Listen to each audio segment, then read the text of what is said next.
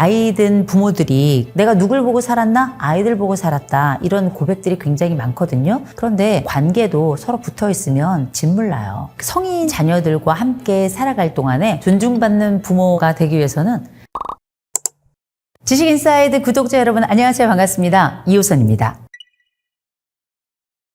2022년에 한국보건사회연구원에서 아주 재미있는 조사를 했더라고요. 자식들 입장에서 부모에게 전화를 얼마나 하나 봤더니 1년에 자식들은 부모에게 한 40번 정도 찾아가고요. 112번 정도 통화를 한다 그래요. 그거를 한 달 단위로 나눠보면 전화는 3.3회 정도 하고 방문하는 거는 2.2회 정도 한다. 이렇게 봐야 될 것 같은데, 근데 문제는 뭐냐면 어떤 자식은 전화를 부모에게 좀 자주 하고요. 또 어떤 자식은 부모에게 전화를 좀 덜 하거나 아예 안 한단 말이에요. 그러면 불효자식이냐 이런 생각할 수 있겠지만 부모들의 반응도 굉장히 주요하게 그 결과에 영향을 미친 것 같아요. 그래서 어떤 반응을 했을 때 자식들이 부모에게 전화하는 게 힘든가 봤더니 주로 이제 세 가지인 거죠. 죽는 소리, 싫은 소리, 욕하는 소리. 아이고 나는 힘들다. 그 다음에 계속 앓는 소리, 아프다. 세 번째, 너 왜 이거 안 해주냐. 이런 얘기들 많이 하는데 거기에 맞추어서 정말 듣기 싫은 세 가지 또 단어들이 있더라고요. 3안이라고 부르는데요. 안 하냐, 안 오냐, 안 고맙냐.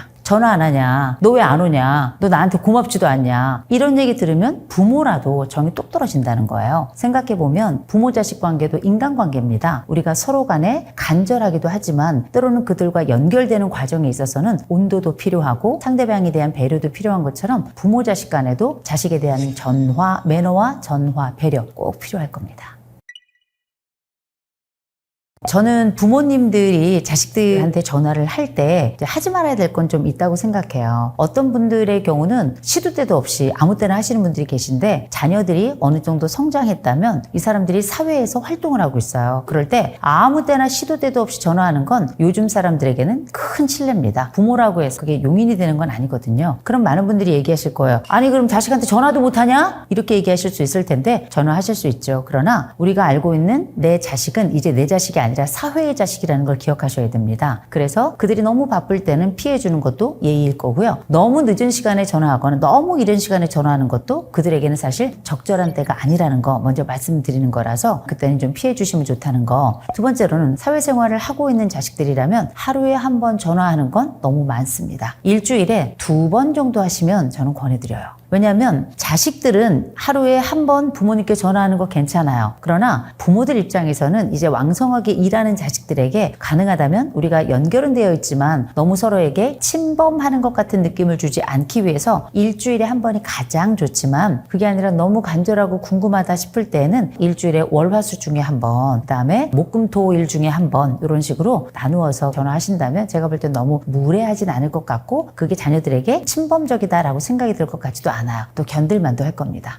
저한테 자식들한테 어떻게 연락하냐 물어보시는 분도 계시더라고요. 좀 웬만하면 안 해요. 치사하고 더러워서. 그런 건 아니고요. 저는 저희 아이들에게는 일주일에 한 번 정도 전화 목소리 듣고요. 제가 아이들에게 저한테 전화하라고 이야기합니다. 그래서 저희는 알람을 해놓으라고 얘기해요. 금요일 저녁 8시면 저희 아이들은 저에게 전화합니다. 그냥 이유 없고 안부 전하는 거예요. 어머니 전화드렸습니다. 건강하십시오. 뚝 그냥 끝인데 딱히 할 말이 없더라도 서로 간에 약간의 의무감은 서로를 연결시켜주는 굉장히 중요한 과정이라고 생각하고요. 일주일에 한 번 정도 우리가 서로에게 서로의 그리움을 요청하는 건 어색하거나 이상한 일이라고 생각하지 않습니다.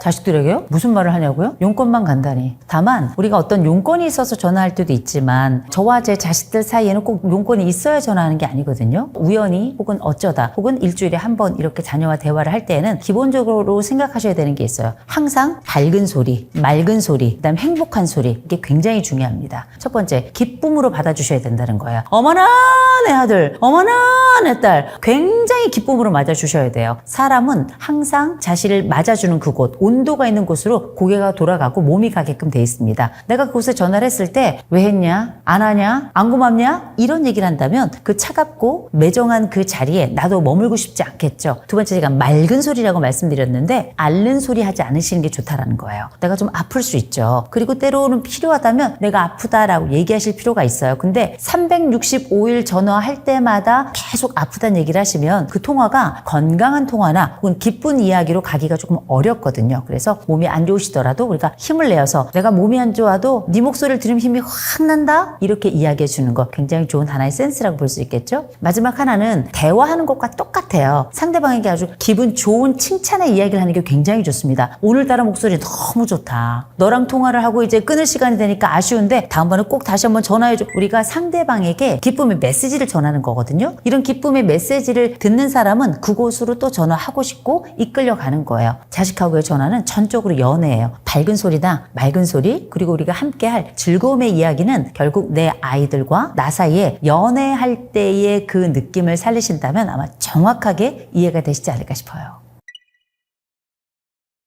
나이 든 부모들이 성인 자녀들과 함께 살아갈 동안에 정말 하지 말았으면 좋겠는 것들이 좀 있어요. 그 중에 가장 대표적인 단어가 침범입니다. 부모 자식 간에 무슨 침범이냐 이렇게 말씀하시는 분들 많으실 텐데 자식들은 그렇게 느껴요. 왜 내 방을 그냥 들어오셨는지. 이제 성인이 된 자녀들은 방을 넘어서 다른 주거 공간을 가지고 있어요. 이런 경우라면 반드시 사전에 찾아가기 전에 내가 언제쯤 간다라고 얘기해야 되는 거고, 그냥 무작정 막 벨 누르고 들어가는 건 정말 사적 생활에 대한 전반적 침범이다. 전 이렇게 생각을 해요. 그래서 찾아갈 때에는 사전에 미리 연락할 것, 그리고 비밀번호에 대해서는 탐내지도 말고 생각도 말 것, 그리고 들어갔다가는 내가 언제쯤 갈 것이라는 걸 고지해 주시는 게 굉장히 좋아요. 만약에 우리가 찾아갔는데 내 딸도 내 아들도 성인이 되고 나면 나를 불편해하는 경우가 많아요. 나의 핵가족이 있던 공간에 오래 계실 동안에 우리는 한 번도 경험하지 못했던 확장된 가족을 경험하는 거거든요. 이건 역시 변화라 변화는 항상 스트레스입니다. 그래서 우리가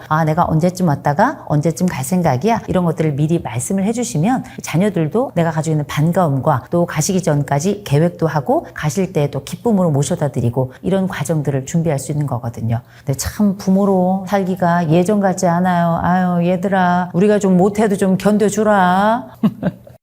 알려드리는 환경, 또 알려드릴 만한 합의된 조건이라면 괜찮다고 생각해요. 합의되지 않았다면, 누군가 불편함을 느낀다면 이건 지켜져야 될 사적 공간이고 사적 생활이라고 생각합니다. 만일 나는 그게 불편해 한다면 한 번은 고비를 넘어야 돼요. 어머니 오실 때마다 연락 주시면 제가 기다리겠습니다. 제가 비밀번호를 알려드리는 게 편치가 않아서요 라고 한 번은 섭섭함을 겪어야 될 거예요. 무작정 미루다 보면 경계가 오히려 더 모호해져서 이 경계를 넘어올 때마다 불편함을 느끼게 되고, 저 집안은 내 삶에 아무 때나 침범에 들어오는 집안이다 이렇게 생각해야 쉽거든요. 그래서 섭섭함이 있더라도 아예 이런 것들은 초반에 하는 게 나아요. 그래서 저는 꼭 이렇게 말씀드립니다. 힘들지만 어머니는 어머니 집이 있고 나는 내 집이 있는 거다. 우린 분리된 집안이고 분리된 집은 서로에게 각자 비밀을 가지고 있는데 그 첫 번째 비밀은 비밀번호다.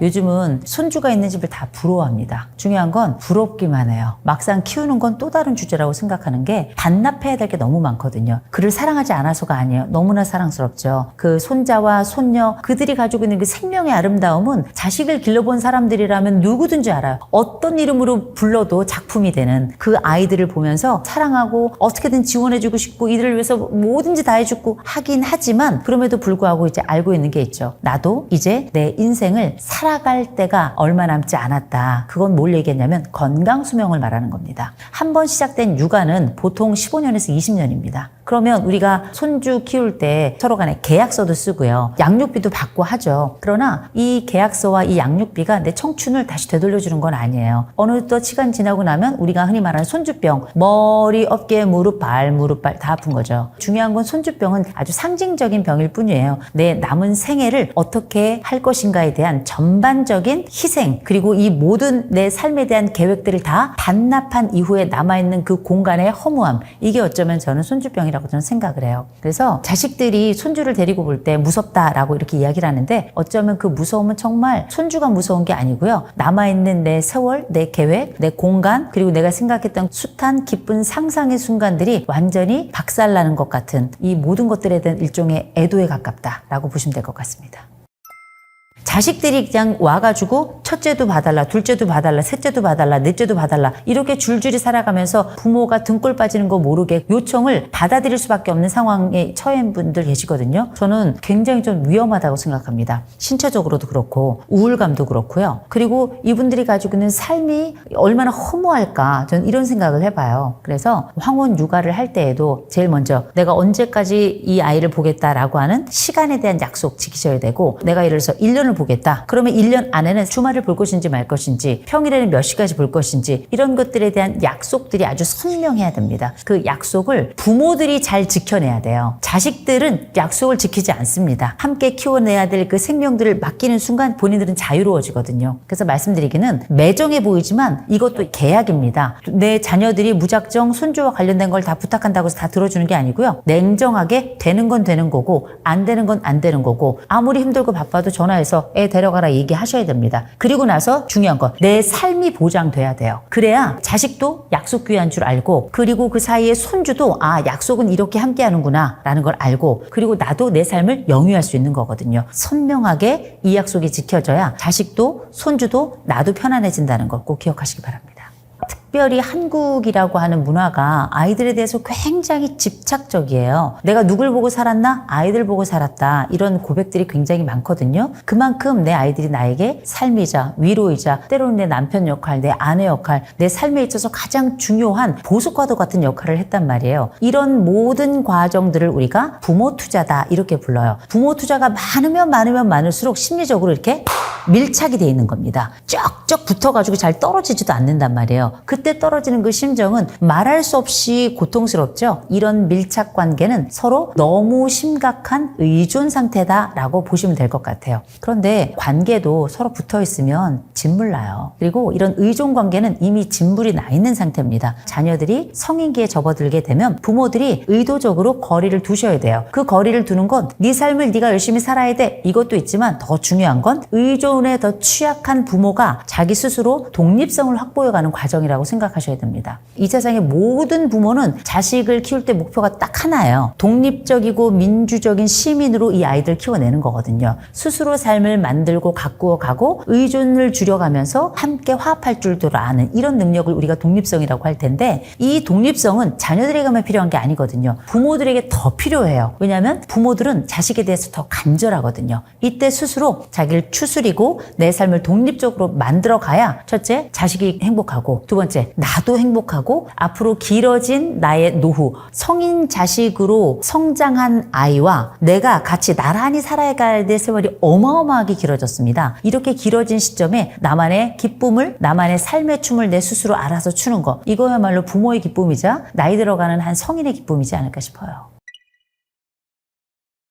빈둥지 증후군은 과거와 그 방식을 달리하고 있다. 오히려 잠깐의 준비 기간이자 애도 기간이자 동시에 잠깐의 연출 기간이다. 실제 우리가 빈둥지 증후군을 겪는 분들이 얼마나 되는가? 미국의 통계를 보잖아요. 5%밖에 안 돼요. 그럼 우리나라는 생각보다 그렇게 많지 않습니다. 잠깐은 약간 섭섭함을 가지고 있거나 그 텅 빈 방을 보면서 아쉬움을 가지고 있는 경우들도 있지만, 요새 엄마들은 옛날 엄마들 같지 않아요. 할 일이 너무 많아서 그 시간이 부족할 정도이기 때문에 오히려 저는 아이들이 떠나고 난 다음에 그 빈자리를 보면서 느끼는 그 감정은 일종의 마찰 시럽 같은 거라고 생각해요. 아이를 키울 때 양육자라고 하는 엄청난 저는 직업이라고 생각합니다. 그리고 난 다음에 나만의 인생 또 다른 기쁨의 직업, 내가 원하는 선택의 직업을 갖게 되는 그 사이에 어떻게 내 삶을 만들어갈까에 대한 또 성찰기이자 떠난 것에 대한 살짝 애도 기간이자, 요 기간이 바로 빈둥지 증후군이라고 생각을 하는데, 이게 과거 엄마들은 정말 전업으로 살면서 그 이후의 삶이 짧았고, 동시에 내가 아이들에 대해서 했던 그 투자 그 심리들이 너무 커서 그런 슬픔이 컸다면, 지금은 정말 우는 척 하느라 힘들다 하는 분들도 굉장히 많아요. 아유, 너희들이 가고 나니까 너무 마음이 아프구나 라고 얘기하는데, 뒤에서는 이제 개모임이 몇 개고 교육이 몇 개고 여행 계획이 몇 개고 이런 것들이 수두룩한 경우들이 많거든요. 그러니까 제가 상담했던 케이스 중에 20대 후반에 결혼을 해서 살림을 냈는데 엄마 아빠가 너무 좋아하더래요. 결혼을 한 게 아니라 너 나가니까 너무 좋다고. 그래서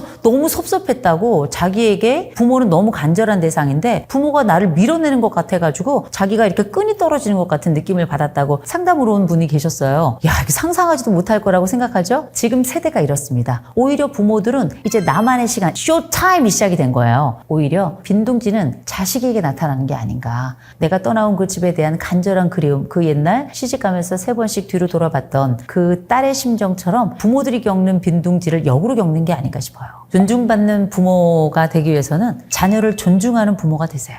정말 멋지게 살아가고 있는 자녀들에게 파이팅 외쳐주시고요. 열심히 살아가다가 꼬꾸라지는 자녀들에게 잘 할 수 있다고 이야기해 주시고요. 그리고 할 수만 있다면 아이들에게 꼭 얘기해 주셨으면 좋겠습니다. 엄마가, 아버지가 널 위해 기도하고 엄마를 지켜준 신이 너를 지켜줄 거고 우리가 없는 자리에도 그 신이 너를 지켜줄 거야. 그러니 염려하지 마. 넌 잘할 거야. 종교가 있건 없건 상관없이 그들에게 안전한 또 하나의 대상을 하나 좀 만들어 주셨으면 좋겠고요. 마치 누군가 나의 멘토가 이랬으면 좋겠다. 나에게 이런 사람이 있으면 좋겠다 싶었던 그 역할을 우리가 상상하면서 내 아이들에게 그들을 존중하면서 그 역할을 해주셨으면 참 좋겠다 싶습니다.